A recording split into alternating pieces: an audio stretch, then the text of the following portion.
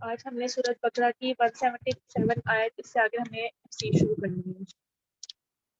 تو اس کے اندر شروع ہم کرتے ہیں. بسم اللہ الرحمن الرحیم. نیکی یہ نہیں کہ تم مشرق یا مغرب کو قبلہ سمجھ کر ان کی طرف منہ کر لو، بلکہ نیکی یہ ہے کہ خدا پر اور روز آخرت پر اور فرشتوں پر اور خدا کی کتاب پر اور پیغمبروں پر ایمان ہے. یہاں پہ یہاں اس کا مفہوم یہ ہے کہ صرف اور صرف عبادت کو اگر ہم نیکی سمجھے نا، کہ ہمارا ایمان اتنا کامل نہ ہو، اور ہمیں اپنے سب سے پہلے ہمیں ایمان لانے کے لیے سب سے پہلے ہمیں کوئی بھی نیکی کرنے کے لیے سب سے پہلے ہمارے جو عقیدہ ہے نا وہ ہمارا مضبوط ہونا چاہیے. اللہ تعالیٰ پر، روز آخرت پر، فرشتوں پر، اللہ تعالیٰ کی کتاب یعنی قرآن پاک پر اور پیغمبروں پر. یہ عقیدہ توحید، عقیدہ رسالت، جب تک ہمارے تمام عقائد کامل نہیں ہوں گے نا، تب تک ہماری نیکی کا وہ فائدہ نہیں ہوگا، اور تب تک ہماری بلکہ نیکی اس طرح سے نیکی نہیں کہلائے گی جب تک ہمارے تمام عقیدے کامل نہیں ہوں گے. ہمیں تمام عقائد کو اس لیے ہمیں پڑھنا چاہیے اور اس کا صحیح مفہوم سمجھنا چاہیے، اور مکمل طور پر اپنے تمام عقائد کو مضبوط کرنا چاہیے، اور اس کے بعد ہی پھر ہماری نیکیوں کا ہمیں بھی فائدہ ہے. تو اس میں یہ ذکر کیا گیا ہے کہ نیکی صرف یہ نہیں ہے کہ تم قبلہ سمجھ کر مشرق یا مغرب کو وہاں منہ کر لو، یعنی صرف اور صرف تم دن رات عبادت میں مگن رہو، بلکہ صرف سب سے پہلے اپنے تمام عقائد کو مضبوط کرنا ضروری ہے. اور اس کے ساتھ ساتھ نیکی کیا ہے؟ مال باوجود عزیز رکھنے کے رشتہ داروں اور یتیموں اور محتاجوں اور مسافروں اور مانگنے والوں کو دے، اور گردنوں کے چھڑانے میں. اور نیکی کے بارے میں کیا یعنی عقیدوں کے بعد کیا چیز آتی ہے کہ ہم مال، کیونکہ مال ہر انسان کو بہت عزیز ہے، اور مال باوجود عزیز رکھنے کے رشتہ داروں، سب سے پہلے کسی بھی قسم کی کا اگر ہم صدقہ دینا چاہیں تو وہ سب سے پہلے رشتہ داروں کا حق ہوتا ہے. رشتہ داروں کو اگر ہم صدقہ دینے کی بات کریں تو وہ دو ہوتا ہے، ایک نفلی صدقہ ہوتا ہے، ایک واجب صدقہ ہوتا ہے. نفلی صدقہ ہم اپنے رشتہ داروں میں کسی کو بھی دے سکتے ہیں، لیکن جو واجب صدقہ ہے، جس طرح زکوٰۃ ہے یا فدیہ ہے، اس کے لیے کچھ شرائط ہیں. وہ یہ ہے کہ آپ اپنے سگے رشتہ داروں کو نہیں دے سکتے، آپ اپنے ماں باپ کو، اپنے بہن بھائیوں کو نہیں، اپنے ماں باپ کو، اپنی بیوی کو نہیں دے سکتے ہو. یعنی جو واجب صدقہ ہے نا، جو زکوٰۃ ہے، زکوٰۃ کی سب سے پہلے نیت ہونی چاہیے، اور اس کے بعد یہ کہ اور وہ رشتہ دار آپ کے مالک مطلب اہل نصاب نہ ہوں. یہ شرائط ہیں ان کی. یعنی ان شرائط کے ساتھ اگر ہم صدقہ دیتے ہیں یا زکوٰۃ دیتے ہیں تو وہ سب سے پہلے جو زکوٰۃ لینے کا حق ہے نا، زکوٰۃ کا حق ہے، وہ سب سے پہلے رشتہ داروں. اس لیے یہاں پر بھی سب سے پہلے رشتہ داروں کا ذکر ہوا ہے.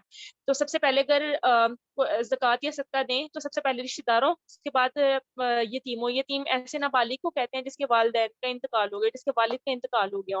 تو رشتہ داروں کو اور یتیموں کو اور مسکین یا محتاج، ایسے لوگوں کو کہا جاتا ہے جن کے پاس صبح شام کا بھی کھانا نہ ہو.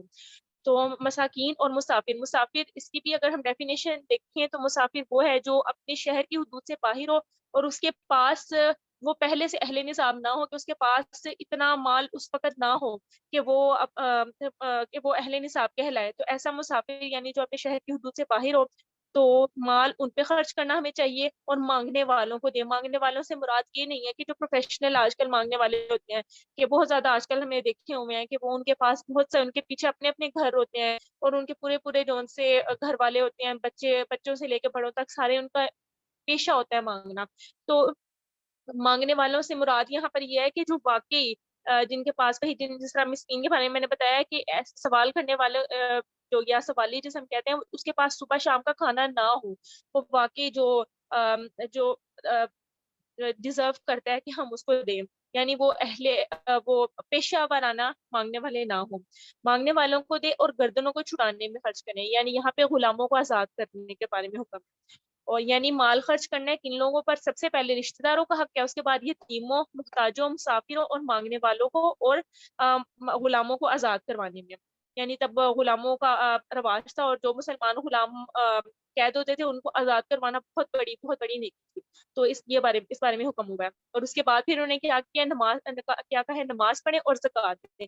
نماز اپنے تمام ظاہری باطنی آداب کے ساتھ پڑھیں. تمام شرائط پتہ ہونے چاہیے کہ ہمیں کیا چیز فرض ہے، کیا واجب ہے. چھوٹی چھوٹی تمام جو ان سے مسائل ہیں وہ پتہ ہونا چاہیے. اور زکوٰۃ کے بارے میں جس طرح میں نے پہلے بتا دیا کہ زکوٰۃ کی نیت ہو، لینے والا اہل نصاب نہ ہو، اور آپ کا اپنا سگا رشتہ دار نہ ہو، یعنی آپ کے والدین نہ ہو، آپ اپنے बीवी को नहीं दे सकते, बीवी अपने शोहर को नहीं दे सकती, यानी तमाम आप पे जो उसकी शराइत के साथ आप नमाज और ज़कात दें, और जब अहद कर लें तो उसको पूरा करें, यानी तमाम अपने वादों को पूरा करना। वादों को पूरा करने के बारे में भी यही है कि इसके बारे इसमें भी एक सी एक्सेप्शन है, वो यही कि ऐसा वादा जिसमें कोई गुनाह हो, सिर्फ वो आप वादा नहीं अपना पूरा कर सकते। यानी कोई किसी से वादा कर ले कि मैं अगर मेरा ये चीज पूरा हो जाए तो मैं, यानी जिस तरह आजकल अगर एग्जांपल दें तो किसी भी फिल्म इंडस्ट्री में हम पैसा लगाने के बारे में किसी से वादा कर लें, तो अगर हम ऐसा वादा पूरा ना करें तो ऐसा वादा पूरा ना करने पे हम पे गुनाह नहीं है। इसके अलावा जो उनसे जायज बात है जिसमें किसी की हक तलफी ना हो और किसी किस्म का गुनाह ना हो, ऐसा वादा पूरा करना और अल्लाह ताला से किए गए वादे जिसके अंदर मन्नत मांगना भी आ जाता है, वो पूरे करना, ये इसको पूरा करना नहीं किया। और सख्ती और तकलीफ में और मार्का कारजार यानी जंग के वक़्त जंग के वक़्त साबित कदम रहे, यानी साबित करें अल्लाह ताला पर ईमान रहे। यानी अल्लाह ताला ने ये सारी चीजें बताई हैं कि सबसे पहले अकायद आते हैं, अकायद के बाद आप माल को खर्च करो। उसमें बताया सबसे पहले रिश्तेदारों, यतीमों, मुहताजों, मुसाफिरों, मांगने वालों को और मुसलमानों, कैदियों को आजाद कराने में। फिर उसके बाद नमाज पढ़ने का, इबादत के यानी हुक्म आया, नमाज पढ़ना, ज़कात देना और अपना वादा पूरा करना। और उसके बाद साबित कदम रहना, अल्लाह ताला का सबर शुक्र अदा करते रहना। यही लोग हैं जो ईमान में सच्चे हैं और यही है जो खुदा से डरने वाले हैं। यानी अल्लाह ताला ने मुसलमानों के एक मुकम्मल डेफिनेशन अल्लाह ताला ने बताई है कि सबसे पहले उसके अकीदे मजबूत होते हैं, उसके बाद वो अपने तमाम फराइज और वाजिब इबादत जो उनसे हैं उनको पूरा करता है, वो अपने वादों को पूरा करता है, वो अल्लाह ताला पे ईमान रखने वाला और सब्र के साथ अल्लाह ताला पे ईमान रखने वाला और शुक्रगुजार है। और ऐसे लोग हैं जो अल्लाह ताला ईमान में सच्चे हैं और यही अल्लाह ताला से डरने वाले हैं। इसके बाद जो आयत है इसके अंदर किसास का हुक्म है। किसास की अगर हम डेफिनेशन देखते हैं तो किसास कहते हैं खून के बदले में खून, यानी कोई अ, अगर आपका जानने वाला या कोई भी कत्ल कर दिया जाए तो कत्ल करने वाला जिसने कत्ल किया है, यानी कातिल कातिल का ही खून अगर किया जाए यानी उसी का कत्ल किया जाए तो ये इसको कसास कहते हैं। तो ये मोमिनो इसके बारे में है, मोमिनो तुमको मकतूलों के बारे में कसास यानी खून के बदले खून का हुक्म दिया जाए। इस तरह यानी आगे फिर इसकी कंडीशन बताइए, आजाद के बदले में आजाद और गुलाम के बदले गुलाम और औरत के बदले औरत और कातिल को उसके, अच्छा ये आगे बात है। इसका शान नुज़ूल ये है कि पहले ज़माने जाहिलियत में ये होता था कि काहिरा के कबाइल थे, उसके अंदर कुछ कबाइल थे जो ज्यादा इज्जत वाले थे, कुछ थे जो ज्यादा पसमानदा थे। तो यूं किया जाता था किसी किस्म की भी जंग हुई या कोई भी वजह हुई, जो इज्जत वाले कबीले हैं अगर उनका कोई मतलब गुलाम मारा जाता था तो वो अपनी बर्तरी जमाने के लिए वो पसमानदा कबीलों के आजाद को मारते थे। इसी तरह अगर उनकी इज्जत वाले कबीले की औरत को कत्ल किया जाता था तो वो पसमानदा कबीले के मर्द को कत्ल करते थे। वो हर तरह से अपनी बर्तरी अपने दिखाने की कोशिश करते थे। तो इसके बारे में अल्लाह ताला ने हुक्म किया कि कसास का हुक्म दिया गया है, लेकिन उसके लिए कंडीशन है कि बिल्कुल बराबरी का फैसला हो। यानी अगर गुलाम के बदले में गुलाम होना चाहिए, आजाद बंद हो गया, और औरत के बदले में औरत। एक सेकंड।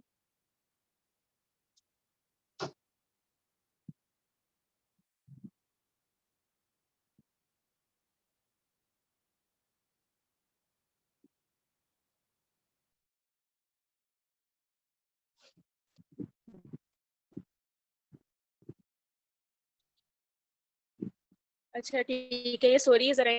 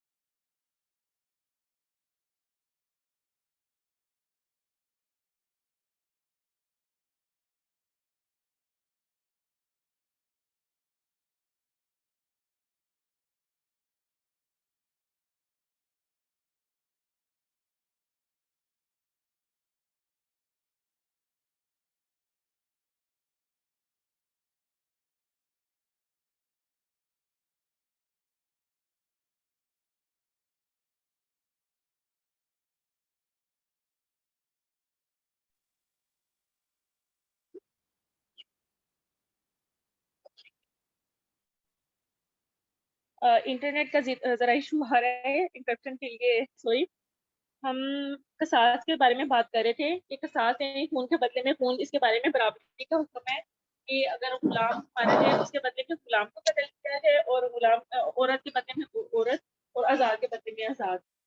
आगे इसके साथ और भी कंडीशन कुछ बताई गई है कि अगर कातिल को उसके मकतूल भाई के कसास में कुछ माफ कर दिया जाए तो वारिस मकतूल को पसंदीदा तरीक से करारदाद की पैरवी यानी मुतालबा खून बहा और कातिल को खुशखुई के साथ अदा करना चाहिए। अच्छा, इसका मफहूम ये है कि सबसे पहले हमने बात की कसास की। कसास के बारे में ये भी मैं एक बात बताती जाऊँ कि वो सिर्फ और सिर्फ कत्ल अमद पे होता है। कत्ल की कुछ इकसाम होती हैं, कत्ल शिबह अमद, कत्ल खता, कत्ल कायम मुकाम खता, यानी उन तमाम के अंदर कत्ल करने का इरादा नहीं होता।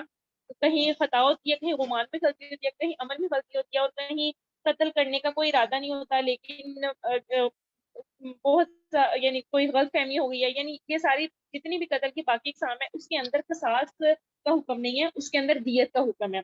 और कत्ल अमद सिर्फ है जिसके अंदर कसास का हुक्म है। इसके अंदर भी पहली कंडीशन एक तो बराबरी की बताई गई है, दूसरी कंडीशन ये है कि अगर कातिल और मकतूल दोनों की रजामंदी हो जाए तो उसपे भी हम उसपे भी दियत दी जा सकती है। यानी अगर मकतूल कातिल का कत्ल ना करना चाहे बल्कि उसके बदले में पूरी रजामंदी दोनों की खुशनुदी के साथ अगर दियत, यानी दियत के बारे में भी जरा कुछ कंडीशंस हैं, वो आगे यहाँ पे तो नहीं मैं डिटेल से बताऊंगी, लेकिन ये है कि वो उसमें दोनों की खुशनुदी होनी चाहिए। और अगर दोनों की खुशनुदी के साथ अगर कत्ल कसास माफ करके दियत ली जाए तो वो उसमें भी तो अल्लाह ताला की तरफ, यानी ये एक कंडीशन है कि वो भी जायज है। ये परवरदिगार की तरफ से तुम्हारे लिए आसानी और मेहरबानी है। जो इसके बाद ज्यादती करे उसके लिए दुख का अजाब है। यानी ये जो दियत की बात है, कसास के बारे में हुक्म है, लेकिन अगर कसास माफ करके दियत ली जाए तो ये अल्लाह ताला की तरफ से इंसानों के लिए आसानी और अल्लाह ताला की मेहरबानी है। और उसके बाद ज्यादती करे उसके लिए दुख का अजाब है। यानी इसके बाद भी अगर कोई इस इतने वादे हुक्म के बाद भी अगर कोई ज्यादती करे, यानी वही मैंने आपको पहले बताया कि इज्जतदार कबीले दूसरों के पसमानदा कबीले के को अपनी बर्तरी दिखाने के लिए उनके अपने गुलाम के बदले में भी उनके आजाद को मारते थे। तो ये है कि इस बारे में यानी ये ज्यादती कहलाएगी। और अगर इतने वाजे हुक्म के बाद भी अगर कोई इस तरह से करेगा तो ये उसके लिए दुख का अजाब है। और अहले अकल किसास में तुम्हारी जिंदगानी है और तुम कत्लो खून तेजी से बचो। यही कि ये जो अल्लाह ताला ने किसास का निज़ाम मुकर्रर फरमाया है उसमें तुम्हारे लिए ही जिंदगी है। यानी अगर किसास के अंदर बहुत ज्यादा इसके अंदर ये कि किसास के किसास की वजह से एक सबक हासिल होगा कि कत्ल करके कोई भी ऐसे जितना मर्जी वो इज्जत वाले कबीले से ताल्लुक रखता हो, किसास के निज़ाम की वजह से वो सजा से नहीं बच सकेगा। और अगर मकतूल को सबके सामने भी कातिल को सबके सामने भी कत्ल किया जाएगा तो वो इस्लाम के मुताबिक होगा और उसपे किसी किस्म का कोई गलती नहीं है, तो इससे लोग सबक हासिल करेंगे और कत्ल खूनरेजी से बचेंगे। यानी इसका मतलब यह है कि किसास के जो निज़ाम है उसमें हमारे लिए ये जिंदगी है। आगे वसीयत के बारे में जिक्र किया गया है। तुम पर फर्ज किया गया है कि जब तुम में से किसी को मौत का वक्त आ जाए तो अगर वो कुछ माल छोड़ जाने वाला हो तो माँ बाप और रिश्तेदारों के लिए दस्तूर के मुताबिक वसीयत कर जाए। अच्छा, ऐसा है कि वसीयत करना ये कुछ आयात है जिनको हम आयात भी कहलाती हैं। इसमें यह है कि ये हुक्म पहले नाजिल हुआ है लेकिन उसके बाद बहुत स्पेसिफिक भी हुक्म यानी इसके बाद वसीयत के बाद विरासत का के अहकामात आ गए ना, तो उसके बाद वसीयत करना फर्ज नहीं रही। यानी जब तक विरासत का हुक्म नहीं आया था तब तक जो वसीयत थी वो हर किसी के लिए जरूरी थी, उसके लिए फर्ज थी। तो अब विरासत का हुक्म आ गया है, अब वारिसों के लिए वसीयत करना जायज नहीं है। यानी अल्लाह ताला ने विरासत के हुक्म में बहुत वाज़ह तौर पर बता दिया गया है कि बहन भाइयों का, वालिदैन का, बीवी बच्चों का कितना कितना हिस्सा है। तो वारिसों के बारे में अब वसीयत नहीं की जा सकती, लेकिन दीगर महकमों यानी बाकी कामों के लिए वसीयत की जा सकती है। उसमें वाजिब वसीयत है उसमें किसी का आपने अगर कर्ज देना है, आपके नमाज रोजे उनका जो फिदिया है वो ये आपके लिए वाजिब वसीयत है कि यह आप इसके बारे में वसीयत कर सकते हो। مستحب وصیت ہے کہ آپ دینی مدارس میں دینی کام میں آپ وصیت کر سکتے ہو. مباح یہ یعنی جس کا نہ کوئی ثواب نہ کوئی گناہ، یعنی آپ اپنے امیر رشتے دار یا دنیا داروں کے بارے میں آپ کو کنفرم نہیں ہے کہ وہ آپ کا مال نیکی میں خرچ کریں گے یا گناہ میں خرچ کریں گے، انہیں آپ دے سکتے ہو. اور مکروہ وصیت یہ ہے کہ جس میں آپ کو پتہ ہے کہ یہ چیز گناہ کے کام میں یوز ہوگی، پھر بھی آپ اس بارے میں وصیت کرو. جیسے وہی جو میں نے آپ کو پہلے اگزامپل دی تھی کہ فلمی جو انڈسٹریز ہیں ایسی جگہوں پہ وصیت کرتے ہیں نا، تو یہ مکروہ وصیت ہے. تو یہی ہے کہ وراثت کا جو حکم ہے اس کے بعد رشتہ داروں کو، آپ اپنے سگے رشتہ داروں کو وصیت نہیں کر سکتے، لیکن دیگر جگہوں پہ آپ وصیت کر سکتے ہیں. یہ حکم جو یہاں پہ آیات ہیں وہ وراثت کے حکم سے پہلے ہیں. تو یہاں پہ وصیت کے بارے میں کہا گیا ہے کہ آپ اپنے ماں باپ، اپنے رشتہ داروں کو وصیت کر کے جاؤ. تو تم پر فرض کیا جاتا ہے کہ جب تم میں سے کسی کو موت کا وقت آ جائے تو اگر وہ کچھ مال چھوڑ جانے والا ہو تو ماں باپ اور رشتہ داروں کے لیے دستور کے مطابق وصیت کر دے. خدا سے ڈرنے والوں پر یہ ایک حق ہے. جو شخص وصیت کو سننے کے بعد بدل ڈالے تو اس کے بدلنے کا گناہ انہی لوگوں پر ہے جو اس کو بدلیں، اور بے شک خدا سنتا جانتا ہے. اس میں یہی بات بتائی گئی ہے کہ جو وصیت کی گئی ہے اس کو ایز اٹ از پورا کرنا ہے. بس اس کے اندر یہ کنڈیشن ہے کہ وہ وصیت کسی قسم کی ناانصافی نہ اس وصیت سے ہو رہی ہو، کہ کسی کی حق تلفی نہ ہو رہی ہو. تو اگر کسی کی حق تلفی کا بالکل بھی اندیشہ نہیں ہے تو وصیت کو ایز اٹ از پورا کرنا فرض ہے، اور جو اس کو بدلے گا، جو بدلنے والے پر ہی اس کا گناہ ہے. اور کسی کو وصیت کرنے والے کی طرف سے کسی طرفداری یا حق تلفی کا اندیشہ ہو تو اگر وہ وصیت کو بدل کر وارث میں صلح کرا دیں تو اس پر کچھ گناہ نہیں. وہی والی بات جو میں نے آپ کو بتائی کہ اگر ایسی وصیت کی گئی ہے جس کے اندر کسی کی حق تلفی ہو رہی ہے، تو یہ جس کی حق تلفی ہو رہی ہے اور باقی تمام رشتہ داروں کو تو آپس میں اگر وارث یعنی تمام جو وارث ہیں ان کی اگر صلح کروائی جائے کسی بات پہ کہ یہ دیکھو یہ اس کی یہاں سے اگر بالکل وصیت کے مطابق چلا جائے تو اس بندے کی حق تلفی ہو رہی ہے اور اس کی طرف داری ہو رہی ہے، تو ان میں اگر صلح کے ساتھ، اگر ان کی رضامندی کے ساتھ اگر وصیت کو اس طرح سے بدلا جائے کہ کسی کی حق تلفی اگر ہو رہی ہے تو وہ نہ حق تلفی ہو تو اس پر کوئی گناہ نہیں ہے. بے شک خدا بخشنے والا اور مہربان ہے. اچھا، اس کے بعد جو آیات ہیں وہ اس کے اندر روزے کا ذکر ہے. اے ایمان والوں، تم پر روزے فرض کیے گئے ہیں جس طرح تم سے پہلے لوگوں پر فرض کیے گئے تھے تاکہ تم پرہیزگار بنو. اس سے مراد رمضان کے روزے ہیں. اور ان کے بعد ایک اس کے ساتھ تشبیہ دی گئی ہے کہ تم سے پہلے لوگوں پر بھی فرض کیے گئے تھے. یعنی روزے اگر کچھ لوگوں کو اگر جس طرح لوگوں کو لگتا ہے کہ صرف اور صرف روزے یعنی یہ سب ہم پر ہی فرض ہے، تو یہ بات بالکل غلط ہے. اگر کسی کو لگتا ہے کیونکہ یہ جو روزے ہیں وہ پہلے لوگوں پر فرض کیے گئے تھے، انہوں نے بھی بہت احسن طریقے سے اپنے اس فرض کو پورا کیا تھا، اور بالکل اسی طرح ان پہ بھی روزے فرض کیے گئے ہیں تاکہ تم پرہیزگار بنو. یعنی روزے رکھنا بھی ہماری ہی بہتری کے لیے تاکہ ہم پرہیزگار بنیں. روزوں کے دن گنتی کے چند روز ہیں، یعنی وہی جو رمضان کے روزے ہیں 29 سے 30. تو جو شخص تم میں سے بیمار ہو یا سفر میں ہو تو دوسرے دنوں میں روزوں کا شمار پورا کر لے. اس کے اندر اللہ تعالیٰ نے آگے رخصت، ایک ہوتی ہے عظمت، ایک ہوتی ہے رخصت. یہاں پہ رخصت کے بارے میں اللہ تعالیٰ نے ذکر کیا ہے کہ اللہ تعالیٰ نے کہ روزے فرض ہیں، لیکن کچھ صورتوں میں اس کے بارے میں آپ کے لیے رخصت ہے. یہی کہ ایک اگر آپ میں سے کوئی مریض ہے یا مسافر ہے. اب مریض کے بارے میں کیا ہے کہ مریض یہ نہیں کہ آپ کو بس گمان ہو کہ میں بس روزہ رکھوں گا، میں کمزور ہوں روزہ رکھوں گا تو میری طبیعت خراب ہو جائے گی، یہ ہو جائے گا وہ ہو جائے گا. مریض ہونے کے لیے بھی ثبوت ہونا چاہیے. کے لیے یہ کہ آپ کا کوئی ثابتہ تجربہ ہو کہ آپ نے پہلے روزہ رکھا تھا تو آپ کا کوئی مرض ایسا ہے جو اس کی وجہ سے آپ کی حالت خراب ہو گئی تھی، یا موجودہ مشاہرہ کہ آپ نے ایک دو روزے رکھے ہیں اس میں آپ کی طبیعت خراب ہوئی ہے تو آپ اس کے بعد ایک دو روزے چھوڑ سکتے ہو. اور تیسرا یہ کہ کوئی بہت ماہر طبیب جو واقعی اللہ تعالیٰ کا خوف رکھتا ہو وہ اگر آپ کو کہے تو اس کے کہنے پہ آپ روزے کچھ جب تک آپ کی طبیعت بہتر نہیں ہوتی آپ تب تک روزے چھوڑ سکتے ہو. تو یہ مریض کے بارے میں حکم ہے. اور یہ کہ آپ روزہ چھوڑنے سے مراد کہ آپ باقی دنوں میں اس کا شمار پورا کر لو. اور دوسری کنڈیشن مسافر کی بھی یہ ڈیفینیشن ہے کہ ایسا شخص جو اپنے شہر کے حدود سے باہر جائے اور اس ارادے کے ساتھ جائے کہ وہ کم از کم 92 کلومیٹر دور جائے گا. اور تیسری کنڈیشن یہ ہے کہ اس کی سحری گھر پہ نہ ہو. یعنی اگر کوئی جا رہا ہے، ابھی سحری کا ٹائم ہے، ابھی وہ گھر پہ ہے تو وہ روزہ نہ رکھے کہ میں نے باقی پورا دن مسافر ہوں. تو اگر سحری گھر پہ ہے تب اس کے لیے روزہ رکھنا فرض ہے. اور اگر وہ راستے میں اور راستے میں سحری ہے پھر اس کے لیے یہ رخصت ہے. اور ایسے یہ دو کنڈیشن بتائی ہیں، مریض ہو یا مسافر ہو، ان دونوں صورتوں میں روزے کا شمار باقی دنوں میں روزوں کا شمار پورا کر لیں. یعنی رمضان کے بعد جب بھی اس کے جب بھی رکھ سکے وہ اپنے یہ روزوں کی قضا پوری کر لیں. اور جو لوگ روزہ رکھنے کی طاقت رکھیں لیکن رکھے نہیں، وہ روزے کے بدلے محتاج کو کھانا کھلا دیں. یعنی ایسے لوگ، یعنی ان دونوں کیٹیگریز میں نہ ہو، مریض نہ ہو، مسافر نہ ہو، لیکن کوئی ایسا کام کرتے ہوں کہ بہت زیادہ وہ مشقت طلب ہو، اور کوئی بہت زیادہ مطلب ان دونوں کیٹیگریز میں نہ ہو لیکن وہ پھر بھی روزے نہ رکھ سکیں، تو ان کے بارے میں بھی یہ رخصت دی گئی ہے کہ وہ ایک مسافر کو کھانا کھلا دیں. اور وہ اس کی بھی ایک مسافر کو کھانا کھلانا صدقہ فطر جسے ہم کہتے ہیں اس کے برابر کا ہے. لیکن اس آیت کے بارے میں بھی یہی کہا جاتا ہے کہ یہ آیت بھی پہلے نازل کی گئی تھی، اور اس کے بعد پھر یہ آیت بھی منسوخ ہے، کہ اس کے بعد اگلی ہی آیت کے اندر جہاں پہ روزوں کی فرضیت کا حکم ہے نا، فرض ہونے کے بعد یہ اس آیت کا حکم منسوخ ہو گیا تھا. لیکن یہاں پر اس کا مفہوم یہی ہے کہ جو لوگ روزہ رکھنے کی طاقت رکھتے ہیں لیکن وہ کسی اور وجہ سے روزہ نہیں رکھ پاتے، ان دونوں کیٹیگریز میں نہیں آتے، اور کسی اور وجہ سے روزہ نہیں رکھتے ہیں، تو وہ اس کے بدلے کسی محتاج کو کھانا کھلا دے. اور جو کوئی شوق سے نیکی کرو تو اس کے حق میں زیادہ اچھا ہے. وہی جو میں نے بتایا، ایک رخصت ہوتی ہے، ایک عظمت ہوتی ہے.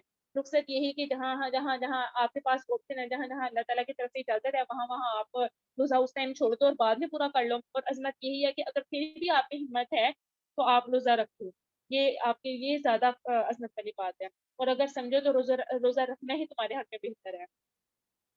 روزوں کا مہینہ رمضان کا مہینہ ہے، جس میں قرآن نازل ہوا، جو لوگوں کا رہنما ہے اور ہدایت کی کھلی نشانیاں ہیں، اور الگ الگ کرنے والا ہے.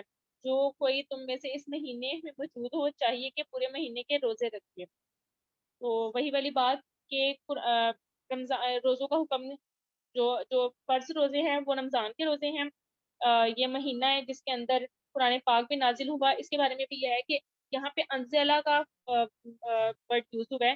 تو انزلہ کا مطلب ہوتا ہے کہ ایک بار میں اتارے جانا. اس کی اگر ہم مفہوم دیکھا جائے تو اس کا یہی ہے کہ لوہے محفوظ ہے آسمانی دنیا پر رمضان کے مہینے میں ایک ہی بار میں اتارا گیا تھا. اس کے بعد پھر 23 سال کے عرصے میں قرآن پاک کا زمین پہ پھر اترا تھا. تو یہ ہے کہ رمضان کا مہینہ ہے جس کے اندر لوہے محفوظ آسمانی دنیا پر قرآن پاک نازل ہوا تھا. اور اس مہینے کے تمام روزے ہر مسلمان پر فرض ہیں. اور اس قرآن پاک کے بارے میں بتایا گیا ہے کہ یہ اس کے اندر بہت سی ہدایت عقل والوں کے لیے کھلی نشانیاں ہیں، اور یہ حق اور باطل کو الگ الگ کرنے والا ہے. یعنی بہت زیادہ اس کے اندر واضح احکامات ہیں کہ کیا سچ ہے کیا غلط ہے. اس کے بارے میں اسے بس پڑھا جائے، اسے سمجھا جائے تو بہت زیادہ ہماری کنفیوژن حل ہو جائے گی. آگے پھر وہی بات ہے، اور جو کوئی تم میں سے اس مہینے میں موجود ہو چاہیے کہ پورے مہینے کے رکھیں. یعنی یہ چاہیے کہ پورے مہینے یہ روزے فرض ہیں. اور جو بیمار ہو یا سفر میں ہو، وہی دو کنڈیشن، تو وہ دوسرے دنوں میں اس کا شمار پورا کر لے. خدا تمہارے حق میں آسانی چاہتا ہے اور سختی نہیں چاہتا، اور یہ آسانی کا حکم اس لیے دیا گیا ہے کہ تم روزوں کا شمار پورا کر لو. تو یہی والی بات کی یہ اللہ تعالیٰ کی طرف سے رخصت دی گئی ہے تاکہ انسان کے لیے آسانی ہو. اور روزوں کا شمار آگے پورا کرنا اس لیے ضروری ہے کہ روزوں کی برکتیں سے انسان محروم نہ ہو. تو یہ اللہ تعالیٰ کی طرف سے آسانی کا حکم ہے، اور آگے روزوں کا شمار پورا کرنے کا حکم ہے. اور اس احسان کے بدلے خدا نے تم کو ہدایت بخشی ہے، اور تم اس کو بزرگی سے یاد کرو اور اس کا شکر ادا کرو. اور اے پیغمبر، جب تم سے میرے بندے میرے بارے میں دریافت کریں تو کہہ دو کہ میں تمہارے پاس ہوں. جب کوئی پکارنے والا مجھے پکارتا ہے تو میں اس کی دعا قبول کرتا ہوں، اور ان کو چاہیے کہ میرے حکموں کو مانیں اور مجھ پر ایمان لیں تاکہ نیک رستہ پائیں. یہاں پر اس کا بھی شان نزول یہی ہے کہ لوگوں نے آپ صلی اللہ علیہ وسلم سے دریافت کیا تھا کہ اللہ تعالیٰ کہاں ہے. تو اس کے بارے میں یہ آیت نازل ہوئی تھی کہ کہہ دو کہ میں تمہارے پاس ہوں، کہ ہر انسان کہ اللہ تعالیٰ ہر انسان کی شہرت سے بھی زیادہ قریب ہے. وہ انسان اپنے دل میں کوئی بات سوچتا ہے، کوئی ارادہ کرتا ہے، تو اللہ تعالیٰ ہر چیز سے باخبر ہے. اور کوئی پکارنے والا مجھے پکارتا ہے تو میں اس کی دعا قبول کرتا ہوں. یعنی کوئی جو بھی اللہ تعالیٰ کو ہم دعا کرتے ہیں، چاہے دل میں ہم پکارنے، چاہے ہم آواز سے پکارنے، اللہ تعالیٰ کو اتنا قریب ہے کہ اللہ تعالیٰ ہمارے دل کے اندر آنے والے ہر خیال کو بھی جانتے ہیں. اور دعا کی قبولیت کے بارے میں اگر ہم دیکھیں، اس کے بارے میں بھی یہی ہے کہ قبولیت کا بھی ایک کہ ہر چیز کے ساتھ جس طرح اگر ہم اس کی کنڈیشن دیکھیں جائیں تو ایک ایسی چیز ہے، ایک ایسی بات ہے جس کے بارے میں صاف واضح حکم ہے کہ اس کے ساتھ دعا قبول نہیں ہوتی. کسی بھی حرام کھانے والے کی دعا قبول نہیں ہوتی ہے. تو قبولیت کے بارے میں یہی حکم ہے کہ اگر کوئی بھی حلال کھانے والا شخص یعنی حرام سے بچنے والا شخص اللہ تعالیٰ سے دعا کرتا ہے, اللہ تعالیٰ کو پکارتا ہے, تو اللہ تعالیٰ اس کے دعاؤں کو رد نہیں کرتا. اور دوسرا یہ قبولیت کے بارے میں کنسیپٹ ہے کہ ہمیں ایسے لگتا ہے کہ ہم جو ایگزیکٹ مانگیں گے ایز اٹ از ہمیں وہی چیز ملے. تو ہمیں تو کنسیپٹ یہ ہونا چاہیے قبولیت کا کہ اللہ تعالیٰ سے دعا مانگی جائے اور اس کے بدلے میں اللہ تعالیٰ خیر اور بلائی اس کے بدلے میں اللہ تعالیٰ ہمیں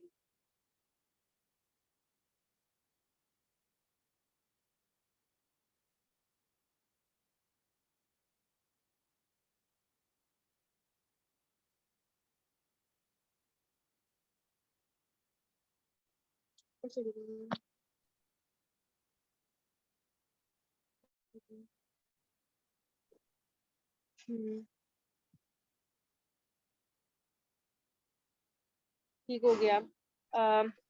تو جب کوئی بندہ پوچھے کہ اللہ تعالیٰ کہاں ہے, تو اس کے بارے میں اللہ تعالیٰ نے نازل فرمائی ہے کہ اللہ تعالیٰ انسان کے قریب ہے, انسان کی شہرت سے بھی زیادہ قریب ہے, اور جو انسان اللہ تعالیٰ کو پکارتا ہے, اس سے دعا کرتا ہے, تو اللہ تعالیٰ اس کی دعا کو سننے والا ہے, جاننے والا ہے, اور اسے قبول کرنے والا ہے. اس کو چاہیے کہ میرے حکموں کو مانے اور مجھ پر ایمان لائے تاکہ نیک رستہ پائیں. اور یعنی قبولیت کا بھی انسان کو یقین ہونا چاہیے. دعا کرے, آپ کو ایز اٹ از وہی چیز نہیں مل رہی, اس کے بدلے میں آپ کو نہیں پتا کہ آپ کو کون سی خیر اور بلائی اللہ تعالیٰ کی طرف سے مل رہی ہے, تو اس کو بھی ہم قبولیت کے ہی کیٹیگری میں لائیں گے. آگے ذکر ہے, روزوں کی راتوں میں تمہارے لیے اپنی عورتوں کے پاس جانا کر دیا گیا ہے, اور وہ تمہاری پوشاک اور تم کی پوشاک کو خدا کو معلوم ہے کہ تم ان کے پاس جانے سے اپنے حق میں خیانت کرتے تھے, تو اس نے تم پر مہربانی کی. اس کے بارے میں یہ ہے کہ پچھلی شریعتوں میں عشاء سے فجر تک بھی اپنی بیویوں کے ساتھ مباشرت کرنا ممنوع تھا. تو کچھ صحابہ تھے جن سے یہ خیانت سرزد ہوئی تھی کہ انہوں نے اس کا مباشرت کی تھی, تو اس بارے میں اللہ تعالیٰ نے یہ کیا کہ اپنے حق میں خیانت کرتے تھے, تو انہوں نے معافی مانگی, اللہ تعالیٰ نے انہیں معاف کیا, اور اللہ تعالیٰ نے ان کے لیے روزوں کی راتوں میں اپنی بیویوں کے پاس جانا ان کے لیے حلال کر دیا. اور بیویوں کو اور شوہروں کو ایک دوسرے کا لباس کہا گیا ہے. لباس یعنی سختی سے بچانے والا, گرمی کی سختی, سردی کی سختی سے یعنی سکون دینے والا, اور آپ کی ایک ایسی چیز جو آپ کے راز پوشیدہ رکھے, یعنی میاں بیوی ایک دوسرے کا سکون ہے اور ایک دوسرے کے راز پوشیدہ رکھنے والے ہیں. اب تم کو اختیار ہے کہ ان سے مباشرت کرو, اور خدا نے جو چیز تمہارے لیے لکھ رکھی ہے یعنی اولاد, اس کو خدا سے طلب کرو. یعنی اگر کوئی اپنی بیوی سے مباشرت کرتا ہے تو اس کا جو مقصد ہے وہ اللہ تعالیٰ کی رضا کے لیے اولاد کا حصول ہونا چاہیے. اور کھاؤ پیو یہاں تک کہ صبح کے سفید بھی رات کی سیاہ داری سے الگ نظر آنے لگے. یہ سحری کا ٹائم یعنی بالکل جو طلوع فجر کا یعنی فجر کی اذان تک کا وقت ہے. یعنی فجر, کچھ لوگ کہتے ہیں کہ فجر جب تک ہوتی رہے تب تک کھا پی سکتے ہیں, فجر کی اذان جب تک ہوتی رہے, تو یہ بات غلط ہے. یہ بالکل جہاں سحری کا ٹائم ختم ہوتا ہے اور طلوع فجر کا وقت شروع ہوتا ہے, یہ اس کی بات ہے کہ تب تک کھانا پینا بھی حلال ہے تمہارے لیے, اور اپنی بیویوں سے مباشرت کرنا بھی حلال ہے. تو طلوع فجر کے بعد پھر روزہ ہے. اور آگے ہے ٹھیک ہے, یہاں تک کہ صبح کے سفید داری رات کی سیاہ داری سے الگ نظر آنے لگے. پھر روزہ رکھ کر رات تک پورا کرو, اور جب تم مسجدوں میں اعتکاف بیٹھے ہو, اچھا یہ انہوں نے یہی یہاں تک بات مکمل یہی ہے کہ صبح روزہ رکھو اور رات کو پوری رات اللہ تعالیٰ نے انسان کو دے دیا ہے کہ وہ کھا پی سکتا ہے اور اپنی نفسانی خواہشات کو پورا کر سکتا ہے. اس کے بعد پھر دن میں روزہ رکھنا فرض ہے. اور اس کے اندر پھر وہی ایکسیپشن کیا ہے کہ اگر مسجدوں میں اعتکاف یعنی آخری عشرے میں اعتکاف بیٹھا جاتا ہے اور مسجدوں میں اعتکاف بیٹھے ہو تو ان سے مباشرت نہ کرو. یعنی یہ ایک ایسی کنڈیشن ہے جس کے اندر رات میں بھی اپنی بیویوں سے مباشرت کرنا, کھانا پینا الاؤڈ ہوتا ہے, لیکن ظاہر ہے مسجد کے اندر ہے تو بیویوں سے مباشرت کرنا ایسی صرف اعتکاف کی ایسی صورت ہے جس کے اندر اس کی اجازت نہیں ہے. اور خدا کی حدیں ہیں ان کے پاس نہ جانا, یعنی اللہ تعالیٰ نے اپنی یہ اللہ تعالیٰ نے قرآن پاک میں واضح طور پر اپنی حدود اللہ تعالیٰ کی طرف سے جو انسان کے لیے وہ بتا دی گئی ہیں, تو ان حدود کو انسان کو کراس نہیں کرنا چاہیے. اسی طرح خدا اپنی آیت لوگوں کے سمجھانے کے لیے کھول کھول کر بیان فرماتا ہے تاکہ وہ پرہیزگار بنے. یعنی یعنی بغیر ہر بات ڈیٹیل سے, ہر قسم کا مسئلہ جو ہے وہ ڈیٹیل سے بتا دیا گیا ہے, اور واضح طور پر اس کے بارے میں ہر طرح کی جو ایکسیپشنز ہیں وہ بھی بتا دی گئی ہیں, جو رخصت ہے, عصمت ہے, ہر چیز بتا دی گئی ہے. تو یہ اللہ تعالیٰ نے کھول کھول کر اپنی آیتوں کو بتا دیا ہے تاکہ انسان سمجھے اور اس پر عمل کرے اور پرہیزگار بنے. اور ایک دوسرے کا مال ناحق نہ کھاؤ, اور نہ اس کو رشوت حاکموں کے پاس پہنچاؤ تاکہ لوگوں کا مال کا کچھ حصہ ناجائز طور پر کھا دو. ایک دوسرے کا مال کھانا، آپس میں ایک دوسرے کا مال کھانا، کسی سود، خیانت، کسی بھی طرح سے ایک دوسرے کا ناجائز مال کھانا انسان پر حلال نہیں ہے۔ اور جس طرح اس آگے انہوں نے کہا حاکموں کے پاس نہ پہنچاؤ، یعنی کس طرح جس طرح رشوت وغیرہ دے کر آپ کسی جس طرح کورٹ میں لے جا کر اس طرح کی چیزوں کو رشوت دے کر آپ ناجائز طور پر اگر کسی کا مال لیتے ہو، تو اس بارے میں بھی اللہ تعالیٰ نے صاف صاف منع کیا۔ یہ ایسا مال چاہے آپ اپنے آپ کا ہو کہ ہم نے تو قانونی طور پر لیا ہے، لیکن اگر یہ اللہ تعالیٰ کے احکامات جس طرح بتائے گئے ہیں، جس طرح وراثت کے وہ واضح احکامات ہیں، اگر ان کے مطابق نہیں ہے اور ناحق کھا رہے ہو، تو یہ تمہارے لیے ناجائز ہے اور تم اسے جانتے ہو۔ اور یعنی اللہ تعالیٰ نے واضح طور پر بتا دیا ہے، ایک ایک چیز اللہ تعالیٰ نے اپنی آیات کے اندر کھول کھول کے بتا دی ہے۔ تو اس کے باوجود بھی اگر تم اگر تم اس کے اوپر عمل نہیں کرتے ہو اور غلط کام کرتے ہو، تو تم اس کا انجام جانتے ہو۔ تو یہ ہماری 188 تک آج کی تفسیر تھی۔ اس کے اندر شروع کے اندر بہت سے بتائے گئے تھے۔ ایک مسلمان یعنی مسلمان کیسا ہونا چاہیے، سب سے پہلے اسے اپنے عقائد کا پتہ ہونا چاہیے، اس کے بعد پھر وہ اللہ تعالیٰ کی راہ میں خرچ کرنے والا، عبادات کرنے والا، وعدے پورے کرنے والا ہونا چاہیے۔ اور پھر آگے قصاص کے بارے میں حکم کیا گیا تھا کہ قتل کے بارے میں قتل، اور اس کے لیے بھی کنڈیشن بتائی گئی تھی کہ پورے عدل و انصاف کے ساتھ ہو، اس عزت والے جو ان سے قبیلے پسماندہ انہیں کوئی پٹری حاصل نہیں ہے، اور قتل عمد پہ، اور اگر قصاص کو معاف کر کے دیت اگر اس پہ اگر رضامندی کے ساتھ اگر لی جائے، تو وہ بھی اللہ تعالیٰ کی طرف سے اس کی بھی اجازت ہے۔ اور آگے پھر وصیت کے بارے میں حکم تھا کہ وصیت کرنا پہلے فرض تھا جب تک وراثت کا حکم نہیں آیا تھا، اور وصیت جو دیگر لوگوں کے لیے ہے وہ بھی کر سکتے ہیں۔ اور آگے پھر روزوں کا حکم تھا، روزے ہم پر فرض ہیں، رمضان کے مہینے کے تمام روزے، اور اس کے اندر بھی کچھ کنڈیشن بتائی گئی تھی کہ اگر مریض ہے یا مسافر ہے یا روزہ رکھنے کی طاقت نہیں رکھتا، تو وہ رمضان کے روزے چھوڑ کر بعد میں باقی دنوں میں اس کی قضا رکھ سکتے ہیں۔ اور آگے اللہ تعالیٰ انسان کی شہرت سے بھی زیادہ قریب ہے، دعائیں قبول کرنے والا ہے۔ اور رمضان کے روزے میں بتایا تھا کہ روزے جب تک مغرب سے لے کے فجر تک انسان کے لیے کھانا پینا، اپنی بیویوں سے مباشرت کرنا کے لیے حلال ہے، اور دن میں روزہ رکھنا ہے۔ اور اعتکاف جب تک انسان بیٹھا ہے تب تک وہ